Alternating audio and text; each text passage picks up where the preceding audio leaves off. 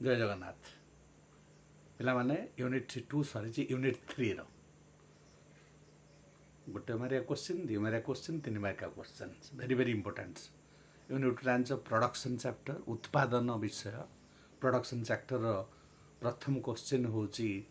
उत्पादन कहले कौन बुझ what do mean by production उत्पादन कहले विनिमय मूल्ययुक्त उपयोगितार सृष्टि को बुझाए ऑप्शन आसीबो मल्टीपल चॉइसटा वेरी इंपोर्टेंट एटा उत्पादन रे व्यवहृत साधन एवं उत्पादित द्रव्य मध्य थिबा वैषयिक संपर्क को कौन कहा जाए उत्पादन फलन केते प्रकार ना उत्पादन फलन दुई प्रकार स्वल्पकालीन उत्पादन फलन दीर्घकालीन उत्पादन फलन स्वल्पकालीन उत्पादन फलन को परिवर्तनीय अनुपात सूत्र कहा जाए दीर्घकालीन उत्पादन फलन को आयतन भित्तिक उत्पादन फलन कहा जाए उत्पादनर केउ अंचल को अर्थनीतिक अंचल कहा जाए ना स्वल्पकालीन उत्पादन फलनर द्वितीय स्तर ह्रासमान उत्पन्न स्तर को अर्थनीतिक अंचल कहा जाए प्रथम और तृतीय स्तर को अण अर्थनीतिक अंचल कहा जाए स्वल्पकालीन उत्पादन फलन कार्यकारितार कारण मुख्य कथा मन रख जोटा को ना स्थिर साधन अविभाज्य होइथिबारु परिवर्तनीय अनुपात सूत्र कार्यकारी करे ह्रासमान उत्पन्न सूत्र दुईटा कारण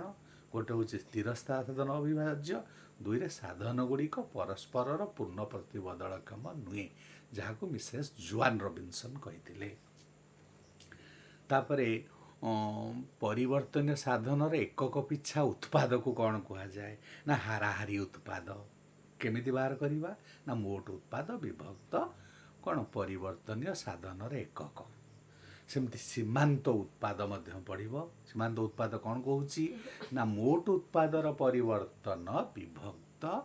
परिवर्ती साधनर परिवर्तन ताले आम से सीमांत उत्पन्न पाइबा जितेबाला सीमांत उत्पन्न सर्वनिम्न सेतबले मोट उत्पन्न सर्वाधिक जो सीमांत उत्पन्न ऋणात्मक से मोट उत्पन्न हम ह्रास हो रेखा निम्नगामी गति कर तेणु ये हूँ उत्पादन समस्ते वेरी इंपोर्टेंट क्वेश्चन तेणु उत्पादन फलनर केउ अंचल को पॉइंट ऑफ इन्फ्लेक्शन कहा जाए नीति परिवर्तन बिंदु कहा जाए ना मन रख परिवर्तन उत्पादन सूत्र प्रथम स्तर को आमे कहवा नीति परिवर्तन बिंदु जो बिंदु मोट उत्पाद रेखा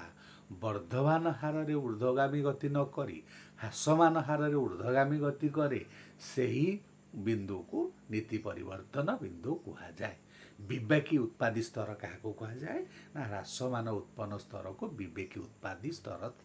कहा जाए तेणु प्रोडक्शन बहुत किसी कहली अल्प जिनस प्रोडक्शन कहली और लंग क्वेश्चन पाई वेरी वेरी इंपोर्टेंट परिवर्तनीय अनुपात सूत्र को भल भाव में पढ़ो एवं आउ गोटे क्वेश्चन सर्ट क्वेश्चन आसूची जे ह्रासमान उत्पन्न सूत्र केउ क्षेत्र रे अधिक प्रयोज्य मार्शाल कहते यहाँ मन कृषि क्षेत्र रे अधिक प्रयोज्य एवं आधुनिक अर्थशास्त्री माने कहले ह्रासमान उत्पन्न स्तर अर्थनीतिर समस्त कार्यकलाप क्षेत्र रे प्रयोज्य तेणु ये इंपोर्टाट हूँ प्रोडक्शन बाबद में क्वेश्चन आंसर गोटे भल प्रिपेयर कर तेणु प्रोडक्शन चैप्टर गोटे लंग क्वेश्चन जमी आसो तेणु परिवर्तन अनुपात सूत्र को भल भाव पढ़ एवं ता सहित टिके प्रिपेयर कर हूँ कौन आमर जो आयतन भित्तिक उत्पादन फलन तार भी 3टा स्टेज अच्छी तार जमी 3टा स्टेज तार भी 3टा स्टेज अच्छी तेणु आयतन भित्तिक उत्पादन फलन केउ स्तर को प्रथम मात्रार समजातीय उत्पादन फलन कहा जाए सेटा हूँ द्वितीय स्तर जहाँ को आम कहे कौन समानुपाती आयतन भित्तिक उत्पादन फलन एवं तार कारण मध्य कार्यकारितार कारण मध्य अच्छी कहीं तुम वर्धमान आयतन भित्तिक उत्पादन सूत्र कार्य करे मुझे परिचालनगत सुविधा एवं आउ गोटे हूँ बड़ कथा हूँ कौन अर्थनीतिक नीट अर्थनीतिक मितमेयिता है net external economies of scale जो तुम देख परिचालनार सुंदर भाव କୋଅର୍ଡ଼ିନେସନ୍ ରହିବ ଉତ୍ପାଦନ ପ୍ରକ୍ରିୟାରେ ଏବଂ ପରିଚାଳନାଗତ ତ୍ରୁଟି ରହିବ ନାହିଁ। ତେଣୁ ସେଠି ବର୍ଦ୍ଧମାନ ଉତ୍ପନ୍ନ ସ୍ତର କାର୍ଯ୍ୟକାରୀ ହେବ। ହ୍ରାସମାନ ଉତ୍ପନ୍ନ ସ୍ତର କେମିତି କାର୍ଯ୍ୟକାରୀ ହେବ ତାକୁ ଟିକେ ଆମେ କହିଦେବା ନା। ଯେତେବେଳେ ଆମେ ଦେଖିବା ଯେ ଉତ୍ପାଦନ ପ୍ରକ୍ରିୟାରେ ନିଟ୍ ବାହ୍ୟ ଅମିତବ୍ୟୟିତା ଅଧିକ ହେବ, ସେତେବେଳେ ପରିଚାଳନାଗତ ତ୍ରୁଟି ଆସିବ, ଉତ୍ପାଦନରେ ସମନ୍ୱୟର ଅଭାବ ଆସିବ ଏବଂ ସେତେବେଳେ ହ୍ରାସମାନ ଉତ୍ପନ୍ନ ସୂତ୍ର କାର୍ଯ୍ୟକାରୀ କରିବ। ଏବଂ ଯେଉଁଟା ରହିଲେ ସମାନୁପାତି ଆୟତନ ଭିତ୍ତିକ ଉତ୍ପାଦନ ଫଳନ, ସେଠି ଦୁଇଟାକ ସମାନ ରହିବ। ଯେଉଁଥିପାଇଁ ସେଠି ଆମେ ଦେଖିବା ତାକୁ ସମଜାତୀୟ ଉତ୍ପାଦନ ଫଳନ କୁହାଯାଏ। ପ୍ରଥମ ମାତ୍ରାର ସମଜାତୀୟ ଉତ୍ପାଦନ ଫଳନ କୁହାଯାଏ। ଆମର ଏଇଟା ଫାର୍ଷ୍ଟ ଯେଉଁ ଥାର୍ଡ଼ ୟୁନିଟ୍ ଡିସ୍କସନ୍ କଲେ, ଥାର୍ଡ଼ 3ଟା ମଲ୍ଟିପୁଲ୍ ଚଏସ୍ କ୍ୱେଶ୍ଚନ୍ ପଡ଼ିବ। ଏବଂ ତୁମର 2 ମାରିକା ଆଉ 3 ମାରିକା ଯେଉଁଟା ରହିଲା, ତୁମେ ପ୍ରଡକ୍ସନ୍ କାହାକୁ କୁହାଯାଏ, ପ୍ରଡକ୍ସନ୍ ଉତ୍ପାଦନ କାହାକୁ କୁହାଯାଏ, ଉତ୍ପାଦନ ଫଳନ କାହାକୁ କୁହାଯାଏ, ପରିବର୍ତ୍ତନୀୟ ଅନୁପାତ ସୂତ୍ର କାହାକୁ କୁହାଯାଏ, ତୁମର ଆୟତନ ଭିତ୍ତିକ ଉତ୍ପାଦନ ଫଳନ କାହାକୁ କୁହାଯାଏ, ହାରାହାରି ଉତ୍ପାଦ କହିଲେ କ'ଣ ବୁଝ ଏବଂ ସୀମାନ୍ତ ଉତ୍ପାଦ କହିଲେ କ'ଣ ବୁଝ। ଏତକ ତୁମେ ଭଲ ଭାବରେ ପ୍ରିପେୟାର କର, ଯେଉଁଟାକି 1, 2, 3 କ୍ୟାଟେଗୋରିର କ୍ୱେଶ୍ଚନ୍ ସବୁ ଆସିବ। ତେଣୁ ୟୁନିଟ୍ 2 ଆମେ